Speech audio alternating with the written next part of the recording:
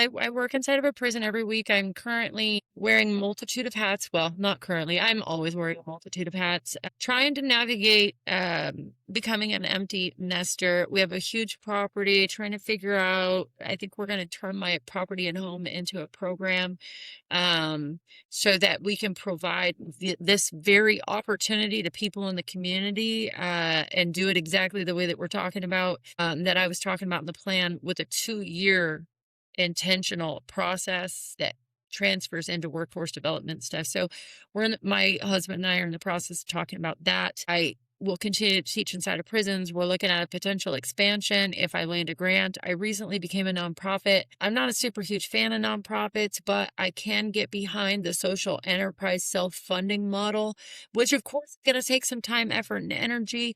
But just like every other thing in my life, I know how to do hard work. I'm going to try to get up on top of a mountain this summer. I think that's really important. I'm going to head to the desert here soon. There are some more books in line for me. I'm going to create some more curriculum for expansive programming, stuff that I can license to other programs for consulting and implementation for intentional processes.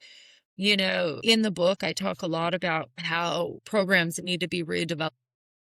I want to say this. I don't think institutions need to be completely done away with. I think that they have one or two things that they usually do pretty well. For example, a shelter system can be reimagined the same way the carceral system can. And what I want to be able to do is help provide processes to redevelop those places so that what we're actually doing, instead of graduating somebody to taxpayer funded long-term housing programs for people that are capable, what we can actually do is educate and inform and stabilize these very people and get them on a track to becoming their version of whatever Ginny they want to be, where they have freedom, where they're not bound by relationships with drugs, where they reunify with their kids, where they focus on a career-based process. Because I can tell you, every dope fiend I've ever sat and shot dope with or smoked crack with, Jim, always had a plan that they talked about that they were not executing on, and it had nothing to do with being a drug addict for the rest of their life. It's the same thing that happens when I go into prisons. And so really my future looks like helping to develop processes so that we can redevelop these places so that we no longer have to focus on suffering being the metric that generates revenue, but where we can look at progress and evolution, not just in the lives of the people that we're serving, but in the institutions that are making the money.